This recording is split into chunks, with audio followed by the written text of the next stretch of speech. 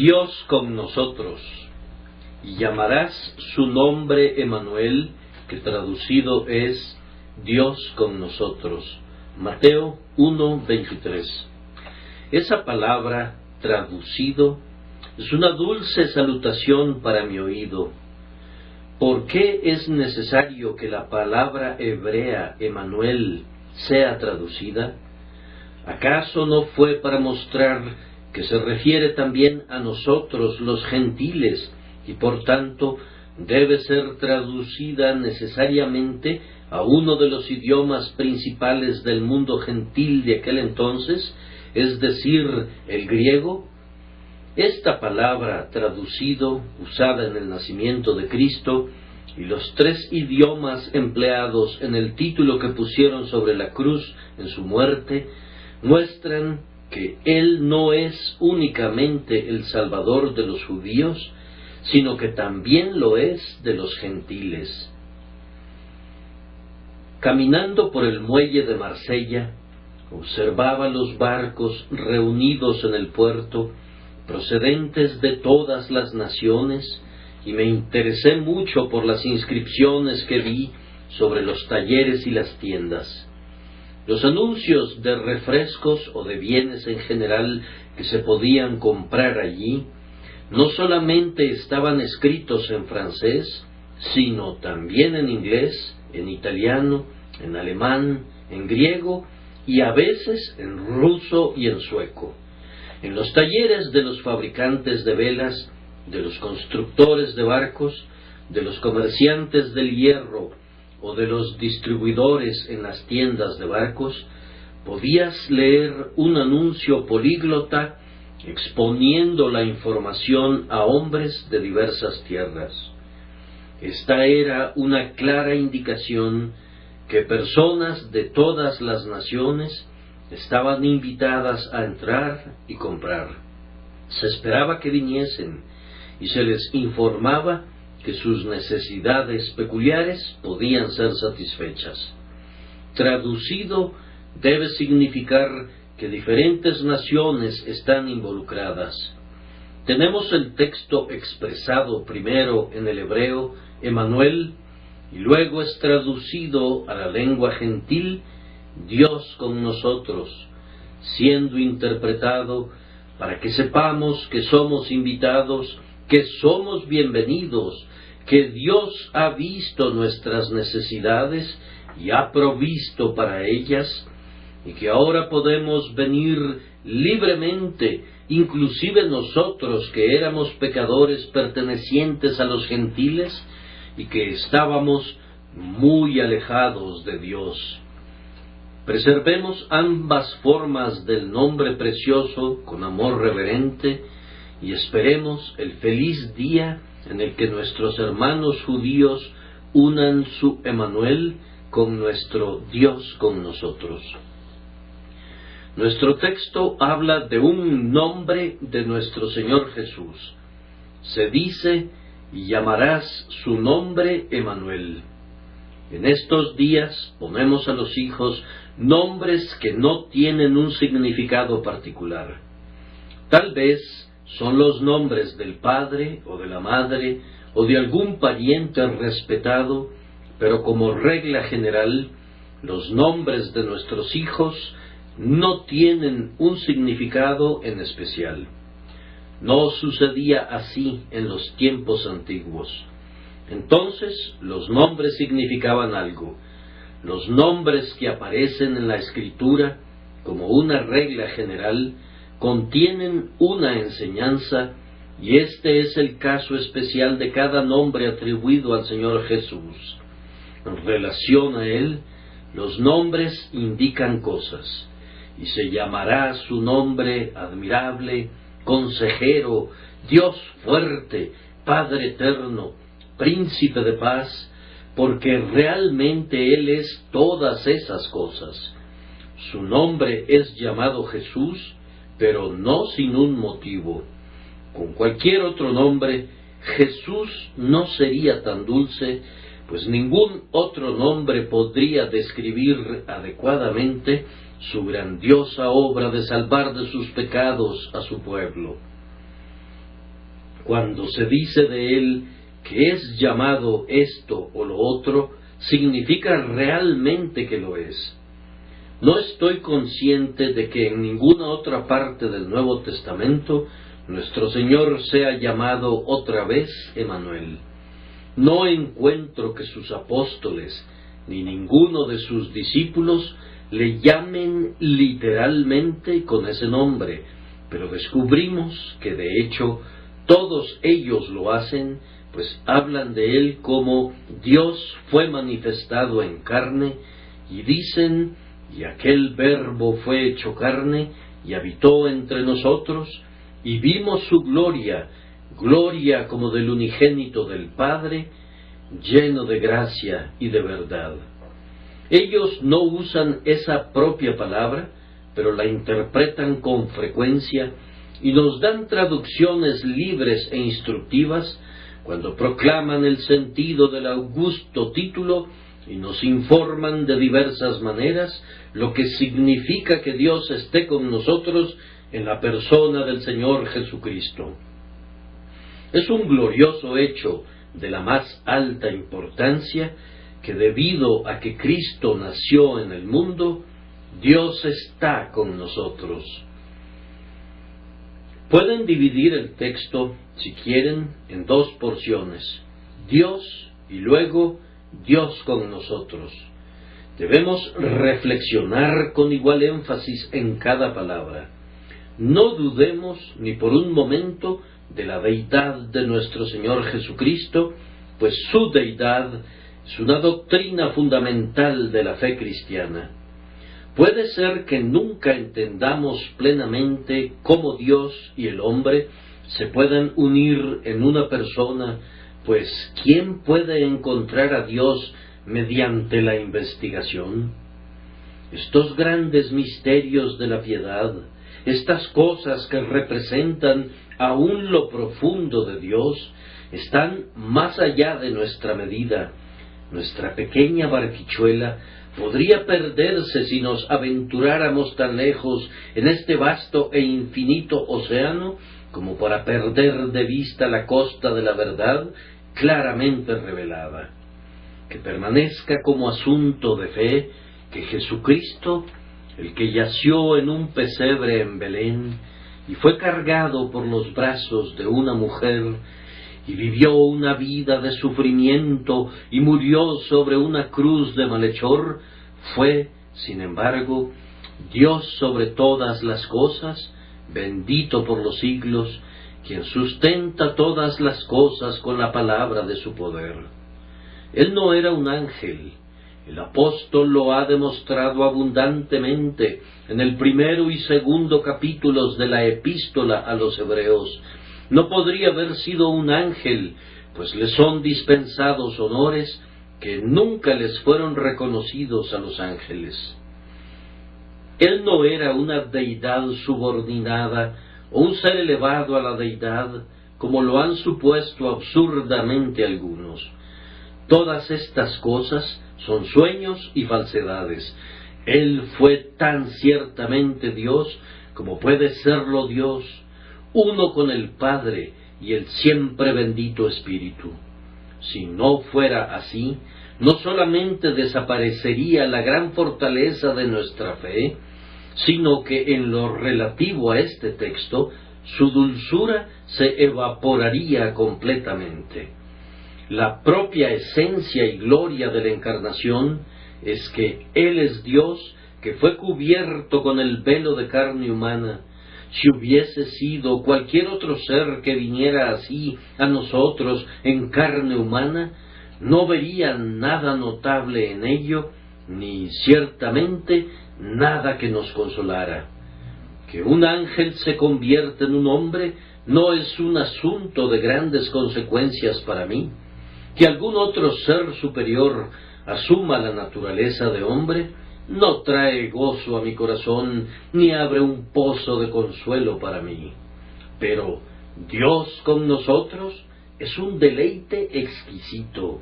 Dios con nosotros, todo lo que Dios significa, la deidad, el infinito Jehová con nosotros.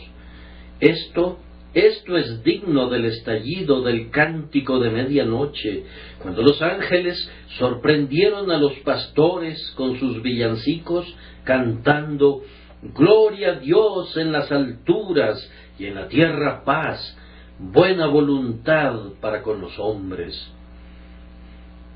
Esto fue digno del conocimiento anticipado de los videntes y de los profetas, digno de una nueva estrella en los cielos, digno del cuidado que ha manifestado la inspiración para preservar el registro. Esto también fue digno de las muertes por martirio de los apóstoles y de los confesores, que no consideraron valiosas sus vidas por causa del Dios encarnado. Y esto, hermanos míos, es digno el día de hoy de sus más denodados esfuerzos para difundir las buenas nuevas, digno de una vida santa para demostrar su poder consolador. Aquí tenemos la primera verdad de nuestra santa fe. Indiscutiblemente, grande es el misterio de la piedad. Dios fue manifestado en carne. El que nació en Belén es Dios, y Dios con nosotros. Dios, allí se encuentra la majestad. Dios con nosotros, allí se encuentra la misericordia. Dios, aquí hay gloria. Dios con nosotros, aquí hay gracia. Dios a secas podría sobrecogernos de terror, pero Dios con nosotros nos inspira esperanza y confianza. Tomen mi texto como un todo y cárguenlo en sus pechos como un manojo de dulces especias que perfuman sus corazones con paz y gozo. Que el Espíritu Santo los abra a la verdad y abra la verdad para ustedes. Con mucho gozo les diré en las palabras de uno de nuestros poetas: con el velo de la carne vean a la deidad, salve a la deidad encarnada. Le agradó como hombre aparecerse a los hombres. Jesús, nuestro Emmanuel, aquí. Primero, admiremos esta verdad. Luego, considerémosla con mayor detenimiento, y después de eso, esforcémonos personalmente para hacerla nuestra. Admiremos esta verdad. Dios con nosotros. Quedémonos a una distancia reverente de ella, como Moisés se quedó retirado cuando vio a Dios en la zarza y se quitó el calzado de sus pies, sintiendo que el lugar que pisaba tierra santa era. Este es un hecho maravilloso. Dios el infinito una vez moró en el frágil cuerpo de un niño y acampó en la forma sufriente de un hombre humilde. Dios estaba en Cristo, se despojó a sí mismo, tomando forma de siervo, hecho semejante a los hombres. Observen, en primer lugar, la maravilla de condescendencia contenida en este hecho, que Dios, que hizo todas las cosas, asumiera la naturaleza de una de sus propias criaturas, que quien existe por sí mismo se uniera al ser dependiente y subordinado, y que el Todopoderoso se vinculara al débil y al mortal. En el caso que tenemos delante de nosotros, el Señor descendió al propio fondo de la humillación y constituyó una alianza con una naturaleza que no ocupaba el lugar principal en la escala de la existencia. Ya hubiera sido una gran condescendencia que el infinito e incomprensible Jehová hubiera asumido la naturaleza de algún noble ser espiritual, tal como un serafín o un querubín. La unión de lo divino con un espíritu creado habría sido un abatimiento inmensurable, pero que Dios fuera uno con el hombre es mucho más. Recuerden que en la persona de Cristo la humanidad no era meramente espíritu vivificante, sino también carne y sangre que sufría, que padeció hambre y que murió. Él tomó para sí toda esa condición material que conforma un cuerpo, y un cuerpo, después de todo, no es sino el polvo de la tierra, una estructura formada con los materiales que nos rodean. No hay nada en nuestra estructura corporal, sino lo que puede ser encontrado en la sustancia de la tierra en la que vivimos. Nos alimentamos con lo que crece de la tierra, y cuando morimos, regresamos al polvo de donde fuimos sacados una vez. ¿Acaso no es algo extraño que la parte más ordinaria de la creación, la parte más insignificante, este polvo de la creación, sea, a pesar de ello, tomado en unión con ese ser puro, maravilloso, incomprensible y divino, del que sabemos tan poco y del que no comprendemos nada? ¡Oh, la condescendencia que eso conlleva! Lo dejo para las meditaciones de sus momentos de quietud. Reflexionen en ello con temor reverente.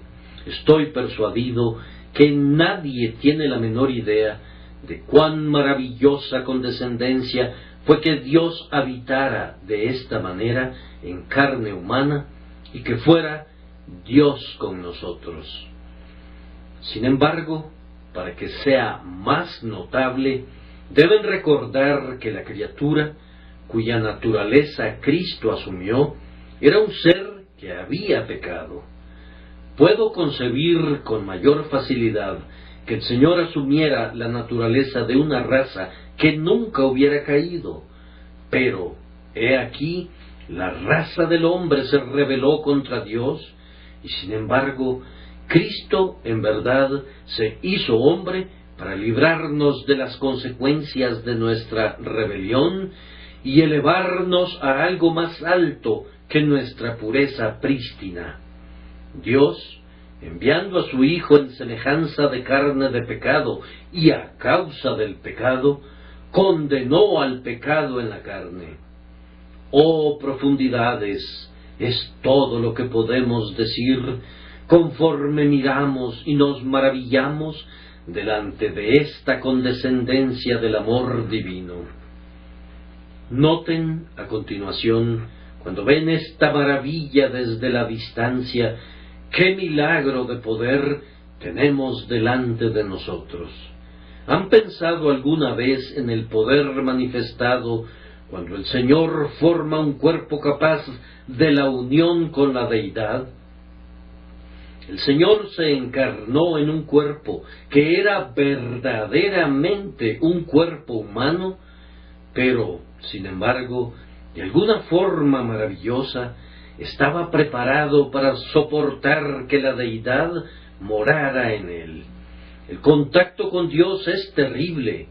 Él mira a la tierra y ella tiembla, toca los montes y humean. Él pone sus pies en Parán y se derrite, y el Sinaí se disuelve en llamas de fuego. Esta verdad estaba grabada tan sólidamente en las mentes de los primeros santos que decían de él: no me verá hombre y vivirá. Y sin embargo, aquí había una humanidad que no solamente vio la faz de Dios, sino que fue habitada por la Deidad.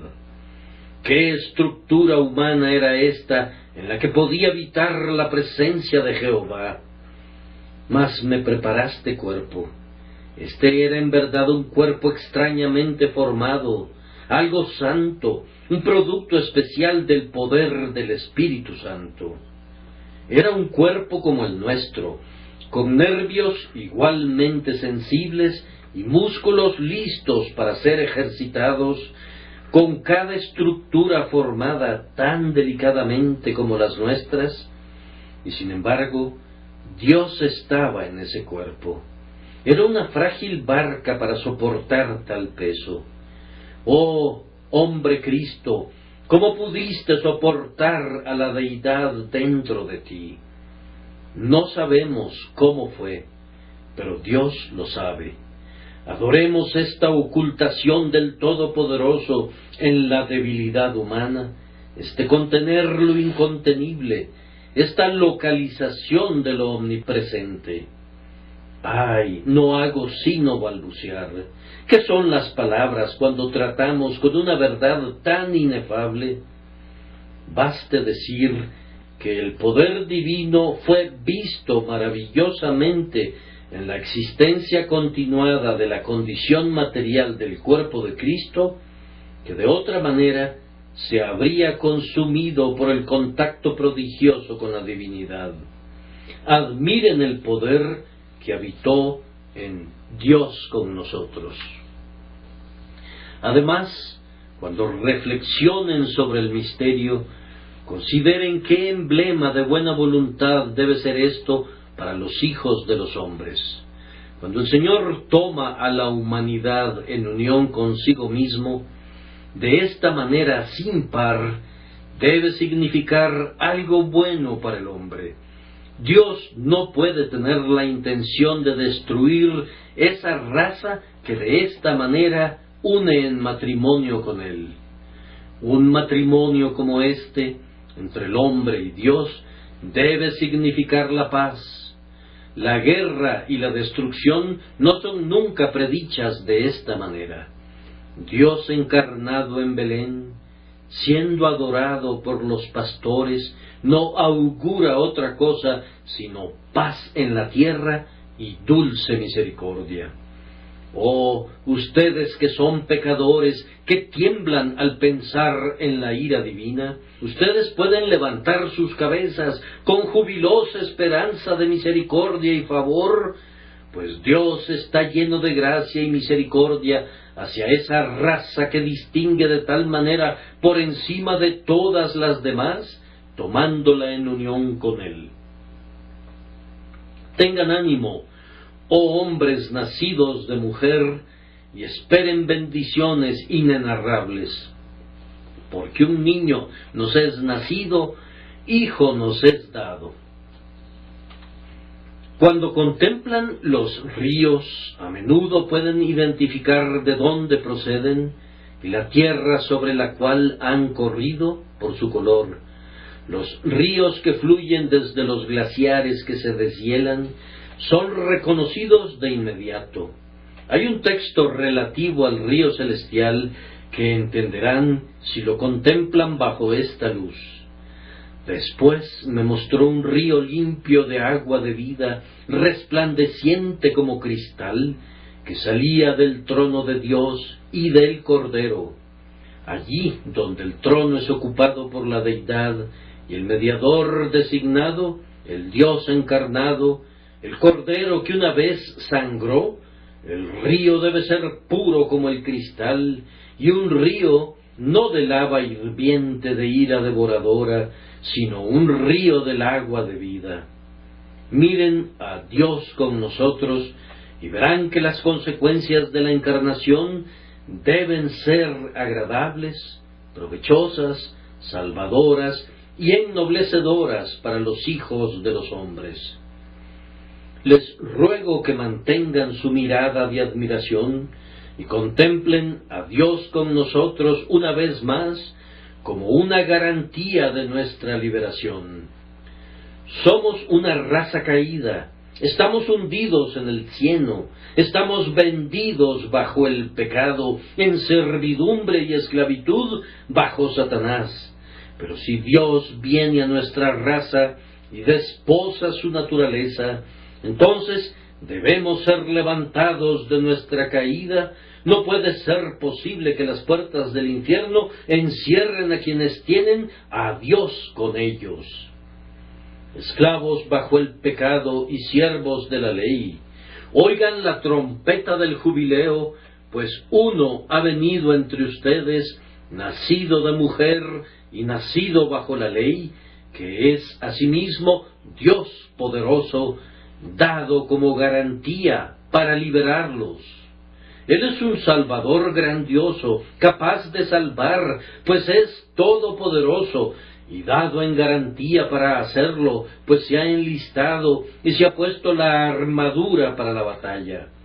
El campeón de su pueblo es uno que no fracasará ni se desalentará hasta que la batalla esté completamente terminada y sea obtenida la victoria. Jesús, que desciende del cielo, es la garantía que llevará a su pueblo al cielo, y su adopción de nuestra naturaleza es el sello de que seremos elevados a su trono. Si hubiera sido un ángel el que hubiese intervenido, podríamos tener algunos temores. Si hubiera sido un simple hombre, podríamos ir más allá del miedo y quedar sumidos en la desesperación. Pero si es Dios con nosotros, y Dios en verdad ha tomado a la condición humana para unirla a Él mismo, entonces toquemos las campanas de la gloria y alegrémonos. Vendrán días más brillantes y felices. Debe haber salvación para el hombre y gloria para Dios. Calentémonos bajo los rayos del sol de justicia que ha salido ahora para nosotros, una luz que alumbre a los gentiles y que sea la gloria de su pueblo Israel. De esta manera hemos admirado a distancia. Y ahora, en segundo lugar, acerquémonos y consideremos el tema con más detalle. ¿Qué es esto? ¿Qué significa esto, Dios con nosotros? No pretendo esta mañana poder exponer todo el significado de este breve texto, Dios con nosotros, pues me parece ciertamente que contiene la historia completa de la redención. Sugiere que el hombre está sin Dios y que Dios se ha apartado del hombre por culpa del pecado. Parece que me habla de la vida espiritual del hombre cuando Cristo viene a él y se forma en él la esperanza de gloria. Dios tiene comunión con el hombre y el hombre vuelve a Dios y recibe otra vez la imagen divina como al principio. Sí, el cielo mismo es Dios con nosotros. Este texto podría servir para 100 sermones diferentes. Sí, uno podría continuar ponderando sus múltiples significados eternamente.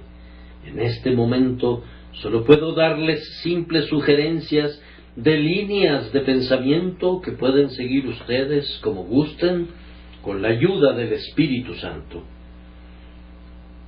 Esta gloriosa palabra Emmanuel significa, primero, que Dios en Cristo está con nosotros en una asociación muy cercana. La partícula griega utilizada aquí es muy vigorosa y expresa la forma más fuerte de con. No es simplemente en compañía de nosotros, como lo expresaría otra palabra griega, sino con, juntamente con y compartiendo con.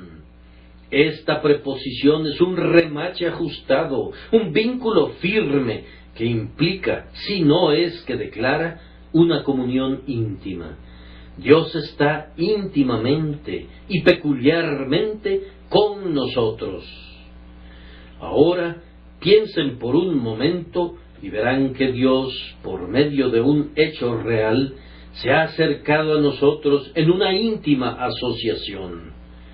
Debe haberlo hecho, pues ha asumido nuestra naturaleza, literalmente nuestra naturaleza, carne, sangre, huesos, todo lo que constituye un cuerpo, mente, corazón, alma, memoria, imaginación, juicio, todo lo que hace racional a un hombre. Cristo Jesús fue el hombre de los hombres, el segundo Adán, el hombre representativo modelo. No piensen que Él es un hombre deificado, como tampoco deben considerarlo un Dios humanizado o un semidios. No confundan las naturalezas ni dividan a la persona. Él es una sola persona y sin embargo es hombre verdadero como también es Dios verdadero. Entonces, piensen en esta verdad y digan: el que está sentado en el trono es como yo, con la excepción del pecado. No, esto es demasiado para decirlo. No voy a hablar de ello. Es un tema que me doblega y temo articular expresiones temerarias. Examinen la verdad desde muchas perspectivas y comprueben que es más dulce que la miel y que el panal. Oh gozo, habita en nuestra carne sobre un trono de luz, uno nacido de una madre humana que brilla en perfecta deidad. Estando con nosotros en nuestra naturaleza, Dios estuvo con nosotros en toda la peregrinación de nuestra vida.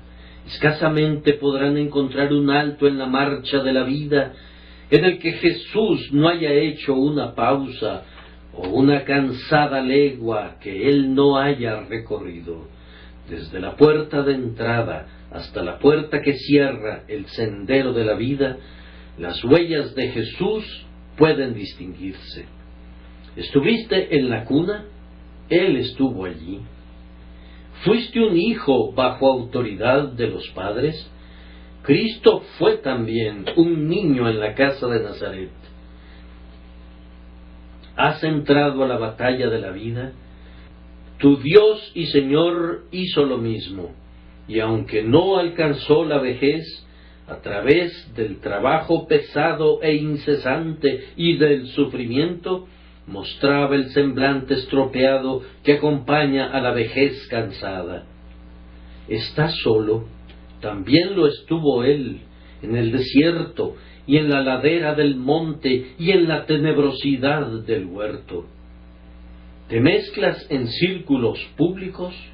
Él también laboró en medio de las densas turbas. ¿Dónde podrías encontrarte? ¿En la cima del monte o en el valle? ¿En tierra o en el mar?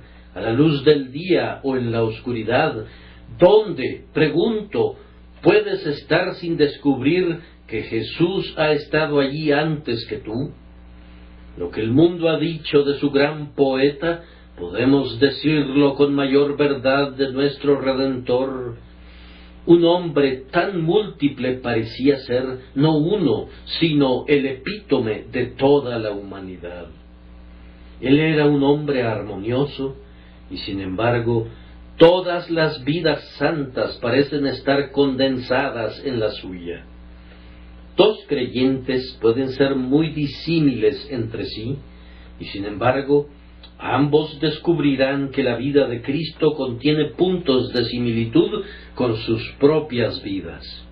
Uno podrá ser rico y el otro pobre, uno activamente laborioso y el otro sufre pacientemente, y sin embargo, cada uno, al estudiar la historia del Salvador, será capaz de decir: su camino era muy parecido al mío. En todos los puntos Él fue hecho semejante a sus hermanos.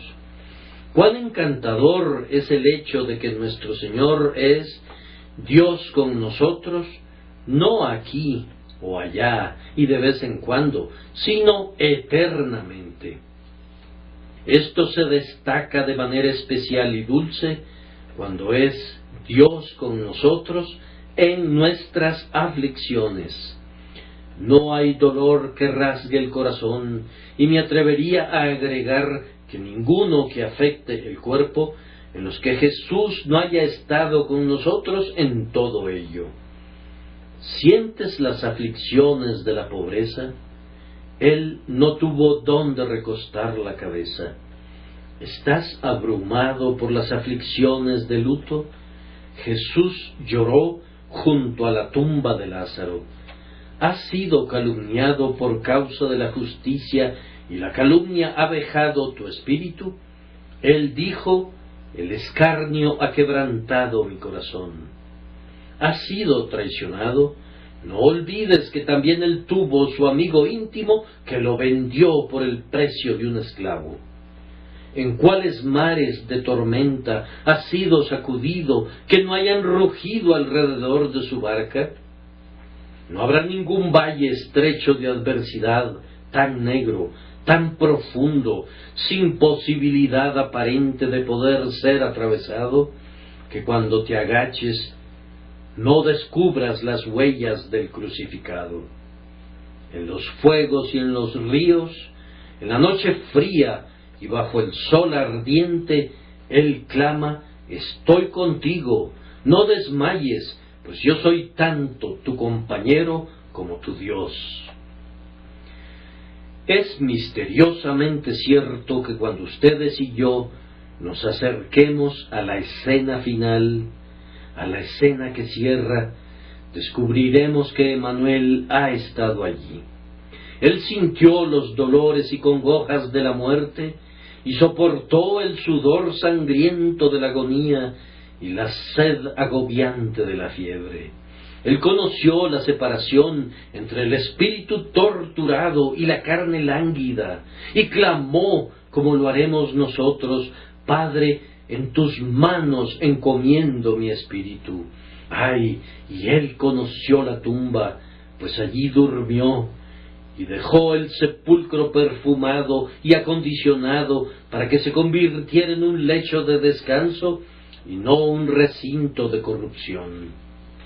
Esa nueva tumba en el huerto lo hace Dios con nosotros hasta que la resurrección nos llame para que nos levantemos de nuestras camas de barro, para encontrarlo Dios con nosotros en novedad de vida. Seremos levantados en su semejanza, y lo primero que verán nuestros ojos será al Dios encarnado. Yo sé que mi Redentor vive, y al fin se levantará sobre el polvo, y después de deshecha esta mi piel, en mi carne he de ver a Dios. Dios con nosotros. Yo en mi carne le veré como el hombre, el Dios.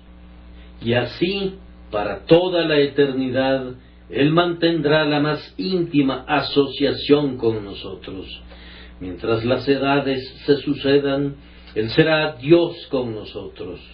¿No ha dicho Él: porque yo vivo, vosotros también viviréis? Tanto su vida humana como su vida divina permanecerán para siempre, y lo mismo durará nuestra vida. Él habitará entre nosotros y nos conducirá a fuentes vivas de aguas, y así estaremos para siempre con el Señor.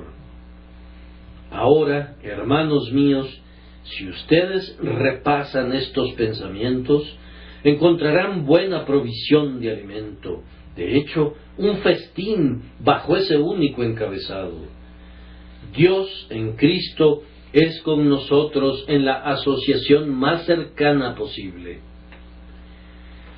Pero, en segundo lugar, Dios en Cristo es con nosotros en la reconciliación más plena. Esto, por supuesto, es verdad si lo anterior es verdad. Hubo un tiempo en el que estábamos apartados de Dios, estábamos sin Dios, estando enemistados con Él por nuestras obras impías, y Dios también estaba distante de nosotros en razón de la rectitud natural de carácter que arroja a la iniquidad lejos de Él. Él tiene los ojos más puros, que no pueden contemplar la iniquidad, ni el mal puede morar con Él. Esa estricta justicia con la que gobierna el mundo exige que esconda su rostro de una generación pecadora. Un Dios que mira con complacencia a los hombres culpables no es el Dios de la Biblia, pues en multitud de lugares es manifestado como ardiendo de indignación contra los impíos. Pero al malo y al que ama la violencia, su alma los aborrece. Pero ahora el pecado que nos separaba de Dios ha sido quitado por el bendito sacrificio de Cristo sobre el madero, y la justicia, cuya ausencia creó un golfo entre el hombre injusto y el justo Dios, esa justicia, digo, ha sido encontrada, pues Jesús ha traído justicia eterna. Así que ahora, en Jesús, Dios es con nosotros, reconciliado con nosotros, y el pecado que motivó su ira ha sido quitado para siempre de su pueblo. Hay algunos que objetan este punto de vista del caso, y yo, al menos, no cederé ni una iota frente a sus objeciones. No me sorprende que se opongan a ciertos enunciados necios que a mí tampoco me gustan más que a ellos. Pero, sin embargo, si ellos se oponen a que la expiación recompense a la justicia injuriada, sus objeciones no tendrán fuerza para mí. Es muy cierto que Dios es siempre amor, pero su severa justicia no se opone a ello. Es también muy cierto que para su pueblo Él siempre fue, en el sentido más elevado, amor, y la expiación es el resultado y no la causa del amor divino. Sin embargo, visto todavía en su carácter rector, como un juez y legislador, Dios está airado contra el impío todos los días, y sin el sacrificio reconciliador de Cristo, su propio pueblo era por naturaleza hijos de ira, lo mismo que los demás. Hay ira en el corazón de Dios como juez justo contra quienes han quebrantado su santa ley, y la reconciliación tiene una relación sobre la posición del juez de toda la tierra, así como sobre el hombre. Yo por lo menos no cesaré de decir: cantaré a ti, oh Jehová, pues aunque te enojaste contra mí, tu indignación se apartó y me has consolado. Dios puede ahora estar con el hombre y abrazar a los pecadores como sus hijos, como no lo podría haber hecho con justicia si Jesús no hubiera muerto. En este sentido, y únicamente en este sentido, el Dr. Watts escribió ciertamente algunos de sus himnos que han sido condenados con fiereza. Me atrevo a citar 2 versos y recomendarlos porque expresan una gran verdad si el Señor es visto como un juez y es representado como la conciencia del hombre que ha despertado correctamente le percibe. Nuestro poeta dice acerca del trono de Dios: una vez fue el asiento de la ira terrible y arrojaba llamas devoradoras. Nuestro Dios apareció, fuego consumidor, y venganza era su nombre. Ricas fueron las gotas de la sangre de Jesús, que calmaron su faz airada, que rociaban al trono ardiente y convirtieron la ira en gracia. De tal manera que ahora Jehová no es Dios contra nosotros, sino Dios con nosotros, y Él nos reconcilió consigo mismo por la muerte de su Hijo. Un tercer significado del texto Dios con nosotros es este: Dios en Cristo es con nosotros en bendita comunicación. Es decir, ahora Él se ha acercado tanto a nosotros como para entrar en intercambio con nosotros, y esto lo lleva a cabo en parte por medio de una conversación sagrada. Ahora Él nos habla y habla en nosotros. Él nos ha hablado en estos últimos días por su Hijo y por el Espíritu Divino con el silbo apacible y delicado de la advertencia, de la consolación, de la instrucción y de la dirección. ¿Acaso no están conscientes de esto? Desde que sus almas conocieron a Cristo, ¿acaso no han gozado también de una relación con el Altísimo? Ahora, como Enoc, Ustedes caminan con Dios y como Abraham hablan con Él como un hombre habla con su amigo. ¿Qué son sus oraciones y alabanzas sino la forma de comunicación que se les permite tener con el Altísimo? Y Él les responde cuando su espíritu sella la promesa o aplica el precepto, cuando con luz fresca les instruye en la doctrina o les concede una confianza mayor en cuanto a buenas cosas venideras.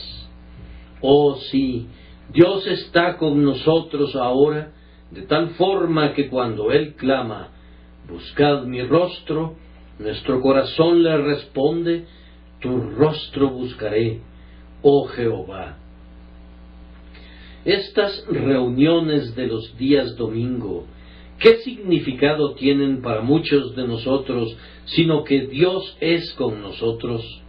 Esa mesa de la comunión, ¿qué otro significado tiene, sino Dios con nosotros? Oh, cuán a menudo, cuando partimos el pan y servimos el vino en memoria de su muerte expiatoria, hemos gozado de su presencia real, no en un sentido supersticioso, sino en un sentido espiritual, y hemos encontrado que el Señor Jesús es Dios con nosotros. Sí, en cada santa ordenanza, en cada acto sagrado de adoración, ahora encontramos que hay una puerta abierta en el cielo y un camino nuevo y vivo por el cual llegamos al trono de la gracia. ¿Acaso no es este un gozo mejor de lo que todas las riquezas de la tierra pudiesen comprar? Y es no sólo en comunicación que el Señor es con nosotros, sino que Dios está con nosotros ahora por actos poderosos, así como por medio de palabras. Dios con nosotros es la inscripción en nuestro estandarte real, que llena de terror al corazón del enemigo y alegra a los ejércitos sacramentales de los elegidos de Dios. ¿Acaso no es este nuestro grito de guerra? Jehová de los ejércitos está con nosotros, nuestro refugio es el Dios de Jacob. En cuanto a nuestros enemigos internos, Dios está con nosotros para dominar nuestras corrupciones y debilidades. Y en cuanto a los adversarios externos de la verdad, Dios está con su iglesia y Cristo ha prometido que estará siempre con ella hasta el fin del mundo. No solamente contamos con la palabra y las promesas de Dios, sino que hemos visto sus actos de gracia a favor nuestro, tanto en su providencia como en la obra de su bendito Espíritu. Jehová desnudó su santo brazo ante los ojos de todas las naciones. Dios es conocido en Judá, en Israel es grande su nombre, en Salem está su tabernáculo y su habitación en Sión. Allí quebró las saetas del arco, el escudo, la espada y las armas de guerra. Dios con nosotros, oh hermanos míos, hace que nuestro corazón dé saltos de gozo, nos llena de valor indomable. ¿Cómo podemos estar intimidados cuando el Señor de los ejércitos está de nuestro lado? No se trata tampoco que Dios esté con nosotros simplemente en actos de poder a favor nuestro, sino en emanaciones de su propia vida en nuestra naturaleza, por las cuales somos primero nacidos de nuevo y luego sostenidos en la vida espiritual. Esto es todavía más maravilloso. Por el Espíritu Santo, la divina simiente que vive y permanece para siempre es sembrada en nuestras almas y día a día somos fortalecidos con poder por su Espíritu en el hombre interior. Y esto no es todo, pues como obra maestra de la gracia, el Señor, por su Espíritu, mora en su pueblo. Dios no encarna en nosotros como lo hizo en Jesucristo, pero después de la encarnación sigue en importancia la habitación del Espíritu Santo en los creyentes. Ahora es Dios con nosotros ciertamente, porque Dios habita en nosotros. ¿O ignoráis que vuestro cuerpo es templo del Espíritu Santo? Como Dios dijo, habitaré y andaré entre ellos, y seré su Dios, y ellos serán mi pueblo. Oh, las alturas y las profundidades, entonces serán comprendidas en esas pocas palabras. Dios con nosotros. Tenía que decirles muchas cosas más, pero el tiempo me fuerza a condensarlas brevemente. El Señor se convierte en Dios con nosotros por la restauración de su imagen en nosotros. Dios con nosotros se vio en Adán cuando era perfectamente puro, pero Adán murió cuando pecó, y Dios no es Dios de los muertos, sino de los vivos. Ahora nosotros, al recibir otra vez nueva vida y ser reconciliados con Dios en Cristo Jesús, recibimos también la imagen restaurada de Dios y somos renovados en conocimiento y verdadera santidad. Dios con nosotros significa santificación, la imagen de Jesucristo impresa en todos sus hermanos. Abandonamos el punto recordando que Dios es con nosotros en la más profunda identificación. Hermanos, ¿se encuentran en aflicción? Dios en Cristo es compasivo con su dolor. Hermanos, ¿tienen un objetivo grandioso? Yo sé cuál es la gloria de Dios. En eso se identifican con Dios y Dios con ustedes. Permítanme preguntarles, ¿cuál es su más grande gozo? ¿No han aprendido a regocijarse en el Señor? ¿No se gozan en Dios por Jesucristo? Entonces, Dios se goza también en ustedes. Él descansa en su amor y se regocija en ustedes con cánticos, de tal manera que Dios es con nosotros en un sentido muy maravilloso, en tanto que por medio de Jesucristo nuestras metas y deseos son semejantes a los de Dios.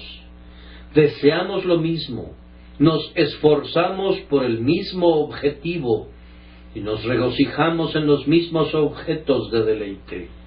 Cuando el Señor dice, «Este es mi Hijo amado, en quien tengo complacencia», nuestro corazón responde, «Ay, y nosotros también tenemos complacencia en Él». El agrado del Padre es el agrado de sus propios hijos elegidos, pues nosotros también nos gozamos en Cristo. Nuestra propia alma se alboroza al sonido de su nombre. Debo dejar este deleitoso tema para comentar 2 o 3 cosas acerca de nuestra personal apropiación de la verdad delante de nosotros. Dios con nosotros. Entonces, si Jesucristo es Dios con nosotros, vayamos a Dios sin preguntar ni dudar nada. Quien quiera que seas, no necesitas ningún sacerdote ni intercesor para que te presenten a Dios, pues Dios mismo se ha presentado a ti. ¿Son niños ustedes? Entonces vengan a Dios en el niño Jesús que durmió en el pesebre de Belén. Oh, ustedes, señores de cabellos grises, no necesitan quedarse atrás, sino que, como Simeón, vengan y tómenlo en sus brazos y digan, «Ahora, Señor, despides a tu siervo en paz, conforme tu palabra, porque han visto mis ojos tu salvación». Dios envía un embajador que no inspira ningún miedo. El heraldo del cielo se aproxima a nosotros sin yelmo ni cota de malla, ni llevando lanza, sino que una bandera blanca sostenida por la mano de un niño en la mano del elegido del pueblo, en la mano de uno que murió, en la mano de uno que, aunque está sentado en la gloria, muestra aún la señal de los clavos. Oh hombre, Dios viene a ti como uno semejante a ti. No tengas miedo de acercarte al manso Jesús. No te imagines que necesitas estar preparado para una audiencia con Él, o que necesitas la intercesión de un santo o la intervención de un sacerdote o de un ministro. Cualquiera pudo haberse acercado al bebé en Belén. El buey de cuernos largos creo que comió del heno sobre el que dormía él y no temió. Jesús es el amigo de cada uno de nosotros, independientemente de cuán pecadores e indignos seamos. Ustedes, los pobres, no deben temer venir, pues vean, Él ha nacido en un establo y tiene por cuna un pesebre. No pueden encontrar peor habitación que esa, y ustedes no son más pobres que Él. Vengan y den la bienvenida al príncipe de los pobres, al salvador de los campesinos. No se queden atrás por miedo a no ser dignos. Los pastores vinieron a él con todo y su desaliño. No leo que se hayan demorado para vestirse sus mejores galas, sino que con las ropas que se cubrían esa fría noche, se apresuraron tal como estaban para ir a la presencia del bebé. Dios no mira los vestidos, sino los corazones, y acepta a los hombres cuando vienen a Él con espíritus dispuestos, independientemente de que sean ricos o pobres. Vengan, entonces, vengan y sean bienvenidos, pues Dios ciertamente es Dios con nosotros. Oh, pero que no haya demoras al respecto. Cuando meditaba en esto ayer, en verdad me pareció que cualquiera que dijera, no vendré a Dios, después de que Dios ha venido al hombre en una forma así, sería un acto imperdonable de traición. Tal vez no conocías el amor de Dios cuando pecabas como lo hacías. Tal vez, aunque perseguías a sus santos, lo hacías ignorantemente en la incredulidad.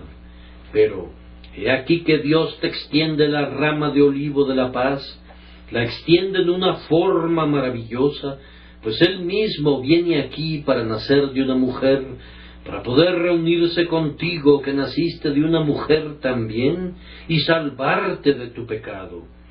¿Acaso no prestarás atención ahora que habla por medio de su Hijo? Puedo entender que pidas no oír más sus palabras, cuando Él habla con el sonido de trompeta, tornándose excesivamente fuerte y prolongado desde los flameantes riscos del Sinaí. No me sorprende que tengas miedo de acercarte cuando la tierra tiembla y se tambalea delante de su tremenda presencia. Pero ahora Él se restringe a sí mismo y pone un velo al esplendor de su rostro y viene a ti como un niño de humilde facha, como el hijo de un carpintero. Oh, si Él viene de esta manera, ¿le volverás la espalda? ¿Acaso puedes menospreciarlo? ¿Qué mejor embajador puedes desear? Esta embajada de paz es enviada de manera tan tierna, tan bondadosa, tan amable, tan conmovedora, que seguramente no podrás tener el corazón de resistirla. No, no te vayas, que tus oídos no rechacen el lenguaje de su gracia, sino di, si Dios es con nosotros, nosotros seremos con Él. Dilo, pecador, dilo, me levantaré e iré a mi Padre, y le diré, Padre, he pecado. En cuanto a ti que has perdido toda esperanza, tú que te consideras tan degradado y caído que no puede haber futuro para ti, hay todavía esperanza para ti, pues eres un hombre, y lo siguiente después de Dios es el hombre. El que es Dios es también hombre, y hay algo acerca de ese hecho que debe conducirte a decir, sí, tal vez todavía puedo descubrir hermandad con el Hijo del Hombre, que es el Hijo de Dios. Yo, inclusive yo, puedo ser levantado para estar entre los príncipes de su pueblo, en virtud de mi humanidad regenerada, que me lleva a una relación con la humanidad de Cristo, y de esta manera a una relación con la deidad. No te deseches tú mismo, oh hombre, eres algo demasiado esperanzador, después de todo, para servir de alimento para el gusano que nunca morirá, y alimentar el fuego que nunca se apagará. Vuélvete a tu Dios con pleno propósito de corazón, y descubrirás que te espera un grandioso destino. Y ahora, hermanos míos, para ustedes la última palabra es: seamos con Dios, puesto que Dios es con nosotros. Les doy como consigna para el año entrante, Emmanuel, Dios con nosotros. Ustedes, los santos redimidos por la sangre, tienen derecho a todo esto, en el más pleno sentido. Beban de ello y llénense de valor. No digan, no podemos hacer nada. ¿Quiénes son ustedes que no pueden hacer nada? Dios es con ustedes. No digan, la iglesia es débil y atraviesa malos tiempos. No, Dios es con nosotros. Necesitamos el valor de aquellos antiguos soldados que estaban dispuestos a considerar las dificultades únicamente como piedra aguzadera para afilar sus espadas. Me gusta el comentario de Alejandro Magno cuando le dijeron que habían muchos miles, tal vez muchos millones de persas. Muy bien, respondió, hay buena siega cuando la mies es abundante. Un carnicero no le tiene miedo a 1000 ovejas. También me gusta el comentario del viejo Gascón, que respondió cuando le preguntaron, ¿pueden tú y tus tropas entrar en esa fortaleza? Es inexpugnable. ¿Puede entrar el sol en ella?, preguntó. Sí. Bien, nosotros podemos entrar donde el sol pueda ir. Ante el mandamiento de Dios, el cristiano puede hacer lo posible y lo imposible, pues Dios es con nosotros. ¿Acaso no creen que las palabras Dios con nosotros eliminan de la existencia la imposibilidad? Los corazones que de ninguna otra manera pudiesen ser quebrantados, serán quebrantados si Dios es con nosotros.